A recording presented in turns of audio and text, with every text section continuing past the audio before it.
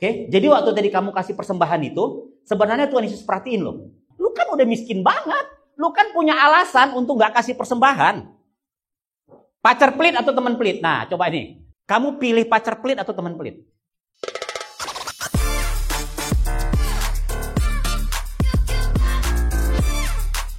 Shalom saudara-saudara. Salam 5 roti, 2 ikan.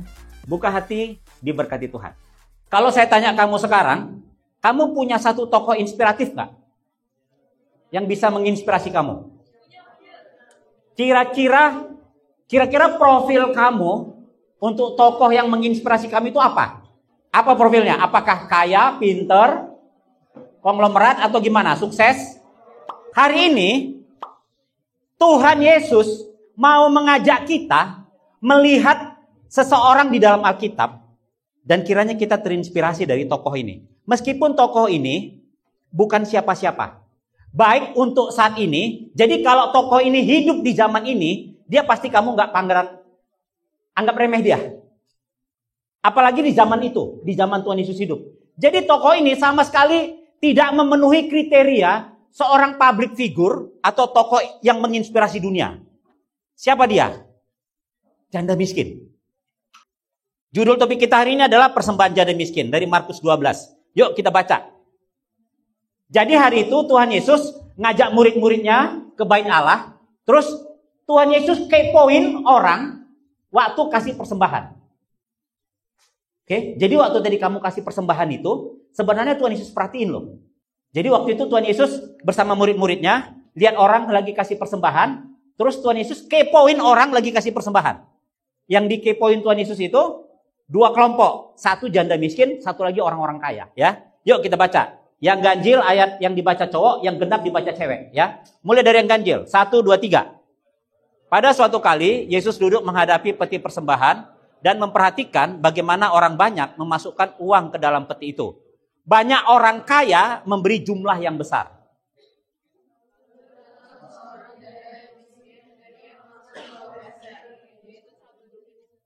Maka dipanggilnya murid-muridnya dan berkata kepada mereka, "Aku berkata kepadamu, sesungguhnya janda miskin ini memberi lebih banyak daripada semua orang yang memasukkan uang ke dalam peti persembahan."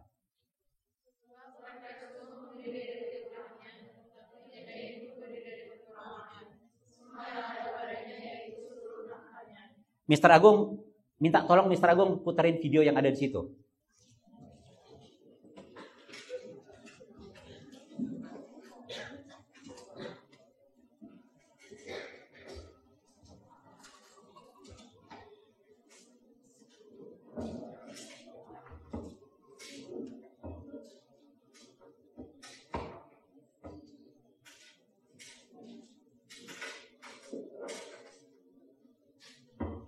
The truth.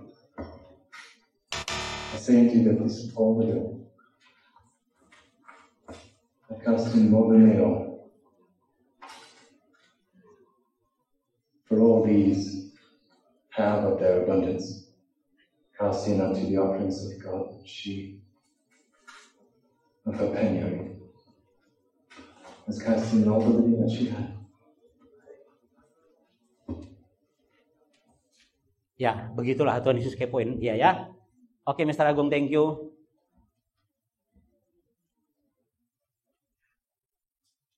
Saya jadi ingat puluhan tahun yang lalu waktu saya SD, saya masih bocil.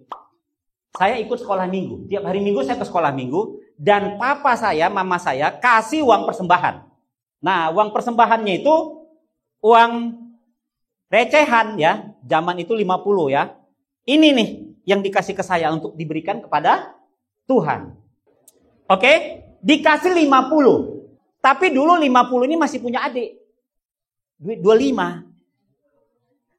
Jadi, karena duit persembahan itu nggak pernah dicatat, Darman kasih 50 terus dilaporin ke orang tuanya. Kan nggak pernah kan? Otak saya main. Kreatif. Kalau saya lagi holy, saya kasih 50. Di titik papa 50, saya kasih 50 gitu ya. Kalau lagi agak pendosanya datang, saya tuker, saya jajan. Jadi di depan gereja itu waktu itu banyak orang jualan-jualan gitu ya. Makanan lah, apalah, mainan kecil-kecil gitu. Jadi saya jajanin duit 50, saya terima uang 25, 25-nya saya persembahkan. Kalau lagi betul-betul tanduknya keluar, saya adiknya lagi 10. Tapi kalau memang monster jahat di dalam diri saya sedang keluar, saya kasih 5. Dulu ini ada namanya limper, 5 rupiah. Bayangkan betapa inflasi ini, inflasi atau gimana nih? 50 dikasih, papa, 5 rupiah nyampe di rumah Tuhan. Bocil Darman itu dari kecil udah tahu korupsi, ya. Apakah Tuhan memperhatikan si Bocil Darman saat kasih persembahan? Yes. Sekarang saya tahu betapa jahatnya saya. Bayangkan itu, duit untuk rumah Tuhan saya curi, saya makan. Itulah pendosa dalam diri saya. Masih bocil nggak ada yang ngajarin. Terinspirasi dari teman-teman sih, ya. Oke? Ternyata Tuhan kepoi loh persembahan kita, ya. Oke, kita tinggalkan. Sekarang kita mau lihat berapa sih nilai 2 peser itu? Kan tadi si janda miskin ini kasih 2 peser, ya. 2 peser itu jadi mata uang terkecil itu ini namanya lepton, ya. Dan bentuknya selain nilainya paling kecil, bentuknya juga kecil, ya. Nilainya itu berapa? Nilainya itu 1/108 dinar. Jadi 1 dinar dibagi 128. 1 dinar itu adalah gaji harian waktu itu. Gaji harian. Jadi gaji orang 1 bulan itu 30 dinar biasanya untuk orang yang rata-rata gitu ya. 1 dinar itu biaya hidup sehari, gaji 1 hari. Jadi kalau kita anggap UMR Jakarta 2025 itu 5.396.791 rupiah, maka 1 dinar itu bagi 30. 1 dinar itu sekitar 180.000. 1 peser bagi 128, ini 1 peser. 2 peser itu sekitar 2.810. Kalau kamu tadi ngasih 2.000 persembahanmu di bawah si janda miskin. Persembahanmu di bawah si janda miskin. Padahal kalau kamu tadi kasih 2.000 tuh nggak seberapa dari uangmu kan? Tapi si janda miskin 2.800 itu udah uangnya semua. Seberapa miskin si janda ini? Itulah semuanya hartanya. Habis itu kita nggak tahu dia makan mau beli dari mana. Mungkin mati dia. Nanti kita tanya kalau ketemu di surga. Ya, habis itu lu masih makan nggak? Tapi itulah semua uangnya dan dia kasih 2.800. Sementara manusia zaman sekarang, mungkin termasuk saya buka dompet, cari pecahan paling kecil. Udah paling kecil, yang paling jelek. Pokoknya gini, kalau kamu tadi kasih sekitar 2.000, padahal kamu punya duit yang lebih banyak, persembahanmu di bawah si janda miskin. Oke? Kenapa si janda miskin ini tetap memaksakan diri memberi persembahan? Lu kan udah miskin banget. Lu kan punya alasan untuk gak kasih persembahan. Lu kan punya alasan untuk gak datang beribadah dan kasih persembahan. Ngapain lu kasih persembahan? Lu kan gak diberkati Tuhan, lu kan cuma janda. Waktu itu, janda itu gak dihargai, teman-teman. Bukan kayak zaman sekarang ya. Tapi waktu itu status sosial seorang janda itu demikian rendah, nggak dianggap dia. Jadi seorang janda itu kalau nggak punya siapa-siapa dia nggak dianggap. Karena waktu itu warisan diberikan kepada pihak cowok. Jadi keturunan cowok itu yang mewarisi. Jadi janda itu kalau dia nggak punya siapa-siapa itu biasanya miskin. Jadi jangan mikir ini janda Korea. Ya, janda Korea yang jandanya karena cerai, tapi janda kembang gitu loh. Kaya raya gitu ya. Kagak. Ini janda di zaman Tuhan Yesus yang Alkitab sendiri bilang dia miskin. Jadi dia nggak siapa-siapa. Dan sebenarnya karena itu, dia bisa komplain sama Tuhan. Ngapain gua persembahan? Ngapain gua datang beribadah? Kan gua miskin. Gua bukan siapa-siapa. Dia punya alasan nggak untuk nggak datang beribadah? Sama kayak kita sekarang. Kita punya banyak alasan untuk nggak datang ibadah. Chapel juga karena terpaksa kan? Coba, siapa yang di sini masih ke hari Minggu? Hari Minggu datang beribadah tanpa disuruh. Ngaku sendiri ya. Oke? Nah, Janda ini punya banyak alasan untuk nggak beribadah, tapi dia tetap pergi beribadah. Kenapa? Karena dia mengasihi Allah. Dia mau cari wajah Tuhan, bukan cari berkat Tuhan. Nih, ini bedain ya. Ini bedain ini. Banyak orang mencari berkat Tuhan, bukan mencari Tuhannya. Banyak orang mencari berkat Tuhan, yang dia cari itu Tuhan berkatin saya, tapi bukan Tuhannya. Itu yang banyak dicari orang sekarang kalau pergi ke gereja. Cari berkat Tuhan, bukan cari Tuhannya. Dia mengasihi Tuhan, ya. Dia bukan mau cari berkat-berkat Tuhan, dia cari Tuhan. Nah, uang janda ini hanya 2.800, itulah semua. Ini bukan gini ya, uang dia tinggal 3.000 tapi di ATM masih ada 3 juta. Bukan gitu. Semua hartanya cuma 3.000. Yuk, mari kita baca ayat ini. 1, 2, 3. Janganlah ia menghadap hadirat Tuhan dengan tangan hampa. Jadi di dalam aturan peribadatan orang Yahudi, kamu kalau pergi beribadah, kamu nggak boleh datang dengan tangan kosong. Lu harus kasih sesuatu di persembahan. Semiskin apapun kamu. Tapi kalau kamu miskin banget, ujung-ujungnya kamu boleh bawa tepung. Itulah yang paling miskin. Tapi kalau udah nggak punya, ya sudah mau gimana. Tapi si janda ini masih merasa dia orang yang berpunya. Gua mau beribadah, tapi kalau beribadah nggak boleh dengan tangan hampa. Gua harus ngasih sesuatu untuk Tuhan. Lalu dia bawalah uangnya. Jadi keinginan dia untuk berjumpa Tuhan itu lebih besar dari penderitaannya. Keinginan dia untuk beribadah sama Tuhan, cintanya sama Tuhan jauh lebih besar dari penderitaannya. Makanya penderitaannya ini nggak ada apa-apanya. Gue cuma punya duit 3.000, tapi aku mau beribadah, aku harus kasih ini. Meskipun dia sebenarnya bisa kasih 1 mungkin ya, tapi dia nggak mau. Nanti kita tanya lagi kalau ketemu di surga. Kenapa lu kasih 2-2? Gitu ya. Apa alasan kita untuk nggak beribadah? Ini sekadar untuk kita pikirkan. Hari Minggu pagi, kamu beribadah nggak? Kristen atau Katolik? Kalau kamu bilang enggak, apa alasanmu? Kita bisa kreatif menemukan 1000 alasan untuk nggak pergi ibadah di hari Minggu. Kreatif banget. Dan kalau di debat orang, dia nggak bisa nyangkal. Gua memang nggak bisa. Kamu punya alasan yang bagus. Tapi kalau memang hatimu pingin ketemu Tuhan, nggak ada alasan sebenarnya. Tapi kalau udah memang kita nggak pengen, yang nggak alasan pun bisa dijadikan alasan. Si janda miskin ini, dia punya 1000 alasan di belakangnya. Kita nggak bisa bantah. Tapi cintanya sama Tuhan lebih besar dari semua alasannya. Dia datang ke bait Allah, dia bawa uangnya yang cuma 2 peser itu. Kalian lihat tadi orang kaya itu ngasihnya? Kayak nggak ada rasa kan? Sambil gini-gini. Mungkin dia mikir, Tuhan cuma 2 ini ya, habisnya aku nggak tahu. Itulah si janda miskin.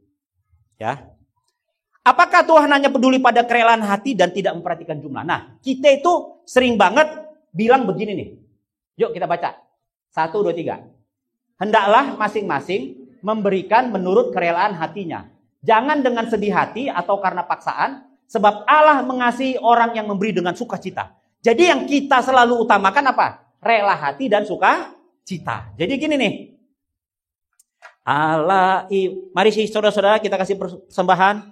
Sungguh baik bagiku. Ada duit 100.000. Gak mau. Ini gak buat aku sukacita. Kasih setianya. Ada duit 50. Jangan. Sampai dapat duit 1.000. Karena ada prinsip rela dan sukacita. Aku relanya cuma 1.000. Dan sukacitanya cuma 1.000. Kasih setianya masuk 1.000. Tak pernah berubah. Karena kita pikir Allah itu hanya perhatiin relanya dan sukacita kita. Itu salah. Itu nggak lengkap. Itu penting. Rela sukacita itu salah satu. Tapi masih ada yang kedua. Yuk kita baca. Sebab jika kamu rela untuk memberi, maka pemberianmu akan diterima. Kalau pemberianmu itu berdasarkan apa yang ada padamu. Maksudnya gini nih. Kalau saya nih punya, kan sekarang kekayaan kita bukan di cash ya. Ya kan? Bukan di cash ya, gitu ya. Oke, biar gampang di cashnya aja deh. Saya punya duit 5 juta di dompet. Duit 100 ribu 50 lembar. Kayaknya nanti ketebalannya. 1 juta aja. 100 ribu cuma 10 lembar kan? Nah, 1 juta. Saya kasih 50 ribu. Berapa persen itu? Ayo cepat. 1 juta. Berapa? 5%. 5%. 50 ribu. Jadi miskin nggak kamu kira-kira? Nggak miskin. Oke? Sementara ada orang yang di dompetnya cuma punya 50 ribu. Dia hanya punya 50 ribu di dompetnya. Dia kasih 10 ribu. Itu berapa persen? 20%. Siapa yang memberi lebih banyak? Yang 50 ribu. Tapi yang persentasenya lebih besar siapa? Yang 50 ribu. Yang hanya ngasih 10 ribu. Coba kamu pikirin. Kira-kira yang punya duit 1 juta memberi dari semua kekayaannya enggak? Enggak. Dia sedang hitung-hitungan sama Tuhan. Itu maksudnya. Lu kalau kaya harusnya kasih banyak dong. Berdasarkan apa yang ada padamu. Kalau kamu punya duit 1 miliar ngasih 100 ribu. Sementara yang punya 1 juta ngasih 100 ribu. Kira-kira Tuhan Yesus peduli nggak dengan itu? Kira-kira menurut kalian? Misalnya nih, sumbangan untuk gempa bumi, oke? Kamu tahu dia konglomerat? Hartanya itu triliunan. Terus waktu dia maju, dia cuma kasih 1 juta. Kamu bilang dia pelit nggak? Pelit. Sementara kamu kasih 100 ribu. Padahal duitmu cuma 1 juta. Kamu kasih 10%. Dia konglomerat triliunan, ngasih 1 juta. Dari situ aja kamu udah rasa ada nggak beres kan? Moral kita tuh nggak bisa terima gitu loh ya. Ini pelit nih orang. Begitu juga. Ini maksudnya ayat itu. Ya.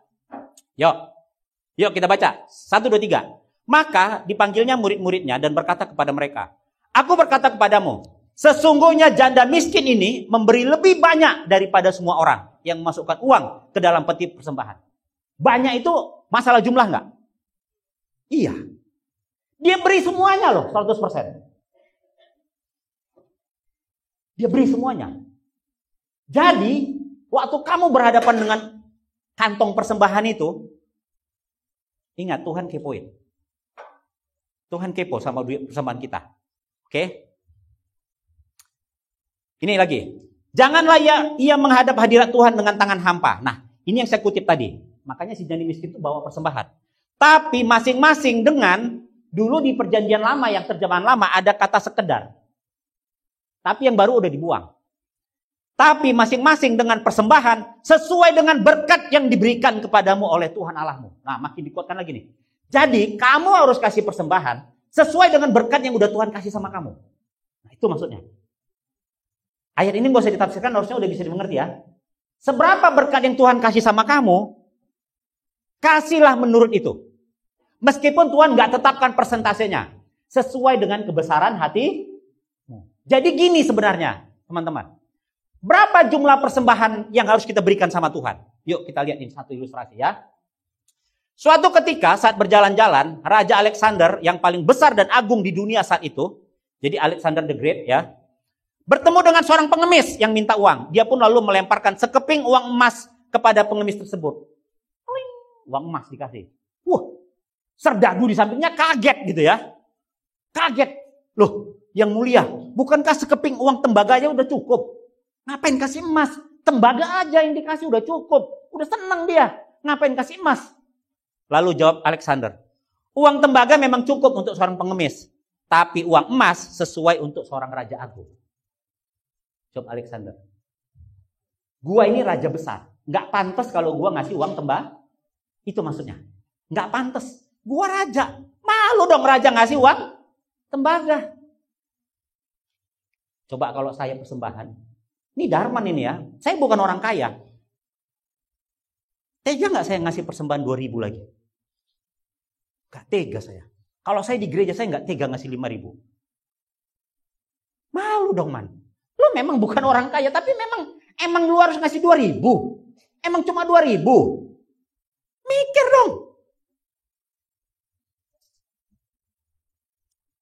Pacar pelit atau teman pelit? Nah, coba ini. Kamu pilih pacar pelit atau teman pelit? Pilih mana? Mau pilih pacar pelit atau teman pelit? Hah? Kamu pilih teman yang pelit? Dua-dua kita nggak suka. Kamu suka nggak berteman dengan orang pelit? Nggak. Tapi kita anggap aja ada seorang cewek berteman dengan berpacaran dengan seorang pacar yang pelit. Siapa namanya di sini ya? Tapi nanti kalau pakai nama dicie-ciein. Gini aja, namanya si Bunga, Bunga aja, Bunga. Kan nggak ada Bunga kan? Nah, jadi si Bunga hari itu ulang tahun. Oke? Jadi karena dia ulang tahun, terus dia dapat WhatsApp dari pacarnya. Bunga, happy birthday ya, gitu ya. Happy birthday, Beb, gitu ya.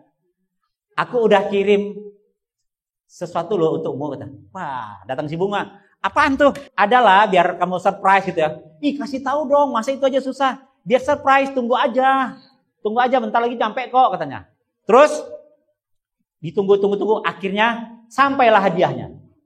Hadiahnya itu dibungkus dengan kertas kado yang bagus ya, dihias, dikasih pita itu ya, dikasih parfum, harum banget. Wah, si Bunga pun berbunga-bunga ya kan, membukanya. Kira-kira kalau buka hadiah dari pacar, pitanya bagus, itu ambil gunting main sobek aja nggak? Seret gitu. Hah? Enggak. Yang jawab iya berarti belum punya pacar. Itu akan dibuka pelan-pelan supaya pitanya bisa disimpan gitu ya. Kertas kadonya dibuka nih. Jadi si Bunga pun bikin begitu. Dibuka pelan-pelan, akhirnya ketemulah tek isinya. Ada box. Lalu si Bunga dengan wah surprise. Terus dia hubungin pacarnya. Aku udah buka, apaan ini isinya? Ya buka sendirilah, surprise, kata pacarnya kan. Gitu kan. Dibuka. Ternyata isinya gorengan.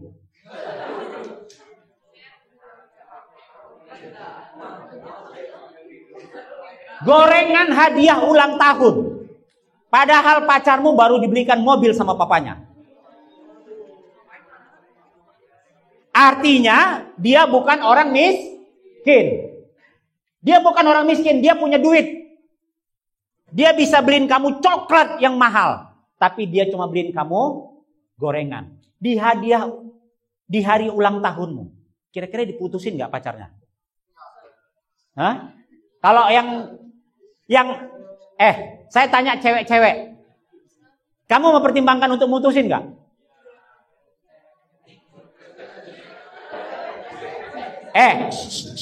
Gini, pertanyaannya Abe, udah.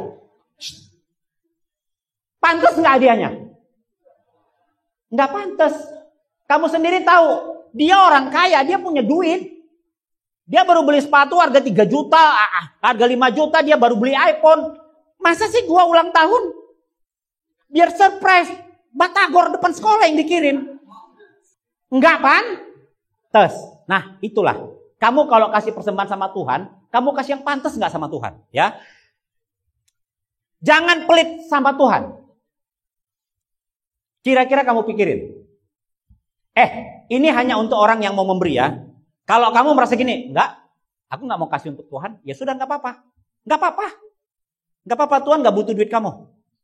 Waktu Tuhan minta kita kasih persembahan, itu sebenarnya, gini. Misalnya kamu mengumpulkan duit sekarang, terus kamu kasih ke saya. Sir, ini sir dari kami sir, kelas 10. Dari semua kelas 10 sir, ini sir duitnya. Menurut kalian saya bakalan tersinggung gak? Iya. Bakalan tersinggung saya. Untuk apa kalian kasih saya duit? Saya gak kaya, tapi saya gak butuh uang kalian. Tuhan maha punya segala sesuatu gak? Jadi waktu kamu kasih duit, Tuhan lagi ngemis sama kamu nggak? Enggak. Tapi kalau saya terima duit kalian, kalau menurut saya ya, saya kasih duit sama orang dan dia terima, itu penghargaan sama saya. Dia mau terima duit saya. Jadi sebenarnya waktu kamu kasih duit sama Tuhan, itu kesempatan bagi kamu untuk memberi sama Tuhan. Tuhan gak butuh duit kamu. Ya, bagi yang gak mau kasih gak apa-apa, gak ada paksaan. Tapi kalau kamu berpikir, aku anak Tuhan, aku mau beribadah, aku mau memberi untuk Tuhan. Nah, untuk kamu yang berpikir begitu, pikirkanlah, mana yang pantas untuk kamu kasih sama Tuhan? Mana yang pantas? Sir, dari mana saya tahu itu pantas atau enggak, sir? Dulu ada hamba Tuhan yang bilang gini sama saya. Sampai sekarang saya praktekkan. Coba kamu lihat isi dompetmu, katanya. Tarik, set 2.000. Kira-kira ini bikin kamu sakit enggak kalau kamu kasih? Istilahnya, hilang kamu kecarian enggak? Enggak ya? 2.000 di mana sih tadi duitku? Udahlah, hilang lah gitu ya. Ini enggak berat ngasihnya. Oke, 2.000 enggak berat. Set. Kok 10.000? Ada goceng harusnya. Yaudah, goceng entah kemana. Set, goceng. 10.000, cepat. Ya, belum terlalu berat sih. Enggak sih. Saya masih enteng aja. Istilahnya, kan untuk saya ya. Istilahnya kalau hilang, ya sudahlah hilang gitu. Tarik lagi. 20.000 gimana? Katanya. Udah berat enggak? Kalau belum berat, mana tadi? Set, 50.000. Set. Sekarang kan saya kalau mengumpulkan persembahan di gereja kan nggak pernah cash lagi kan, udah ada pakai QRIS. Saya praktekkan itu. Darman, lu kasih berapa sama Tuhan? Berapa jumlah yang pantas untuk kita kasih sama Tuhan? Nggak ada patokannya. Tergantung hatimu sama Tuhan. Jadi gini ya, teman-teman. Tidak pernah ada patokan berapa yang kamu pantas kasih sama Tuhan. Tapi ini saya mau kasih tahu. Seberapa besar yang kamu kasih sama Tuhan, itu menunjukkan kebesaran hatimu untuk memberi bagi pekerjaan Tuhan. Itu yang paling menentukan. Seberapa besar kasih kamu sama Tuhan. Itu yang menentukan. Bukan gini ya, orang makin kaya makin banyak nggak persembahannya? Belum tentu. Harusnya gitu, tapi belum tentu. Kenyataannya tidak seperti itu, ya. Oke. Nih, kamu nggak akan jadi miskin, kamu nggak akan bangkrut kalau ngasih untuk Tuhan. Jadi, ini chapel terakhir memang, tapi nanti tahun ajaran depan. Mulailah memberi. Hanya untuk yang mau memberi ya. Yang kamu merasa kamu harus memberi persembahan, yang kamu punya hati untuk memberi, pikirkan. Kalau nggak mau nggak apa-apa, nggak pernah ada paksaan. Kasihlah di hadapan Tuhan, ini yang pantas aku kasih untuk Tuhan. Karena dia sudah berkati aku ya, gitu. Nah, dan jangan kasih uang begini. Masa masih ada duit begini? Astaga, ya. Nih, iya. Robek. Kalau kamu nggak tahu, entahlah. Tapi kalau kamu tahu, kamu sedang menghina loh. Oke? Kamu tahu udah sobek, kamu kasih. Yang nanti nggak akan laku. Gitu loh. Nih, ini latihan memberi namanya. Kalau kamu misalnya ini hari Minggu nanti mau ibadah, dan kamu tahu kamu kasih persembahan kalau kamu mau cash. Persiapkan uang persembahan sebelum kamu pergi. Pilih yang fisiknya paling bagus. Anak saya kalau minta uang sama saya, papi minta offering money. Saya pilih yang paling bagus. Saya pilih yang paling bagus fisiknya. Saya kasih sama dia. Oke? Terus, seberapa yang pantas kuberi untuk Tuhan? Pikirin jumlahnya berapa yang pantas. Yang ketiga, hatimu tertuju pada Yesus waktu kasih. Makasih Tuhan, kasih. Makasih Tuhan, karena Tuhan sudah berkati saya. Ingat, persembahan itu ucapan syukur. Terima kasih Tuhan gitu. Jadi hatimu tertuju pada Tuhan ya. Terus, berikan dengan sikap tubuh yang menghormati Tuhan. Jangan sambil kasih, kasih gitu ya. Jangan ya. Yang kelima, berdoa supaya Tuhan menerima persembahan kamu. Sekarang saya mau kita coba praktek ya, gimana sikap yang benar. Coba. Ada yang bawa duit 100.000? Ada? Oke, Daniel sini.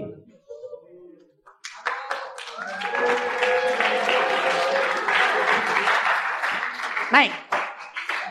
Naik. Oke. Ambil duitnya. Dengar dulu dong. Oke. Ya. Pas masuk. Kalau kamu masukin, kamu nggak perlu ngomong. Tapi dalam hatimu, makasih Tuhan atau thanks God gitu ya. Coba masukin sambil ngomong. Iya, udah masukin aja. Thanks God katanya. Bocor.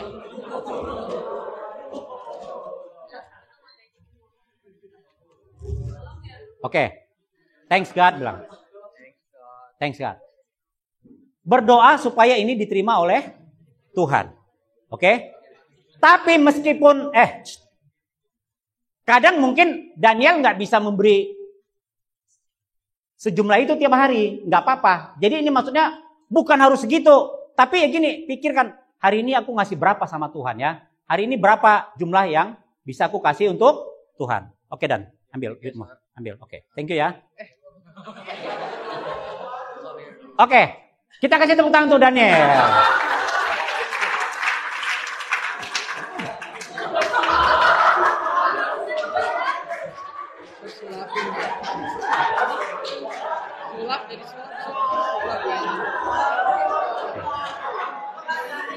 One clap untuk Daniel. Oke, terima kasih Daniel. Hah? Jadi kalau sudah dikasih untuk Tuhan harus direla. Daniel, emang kamu tadi kasih berapa?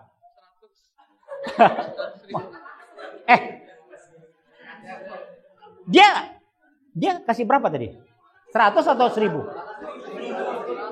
Hah? 100.000 soal. Beneran? Benar. Gak ada tuh.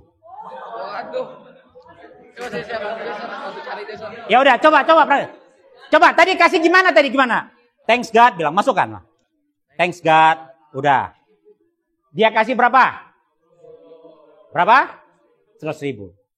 Ambillah duitmu.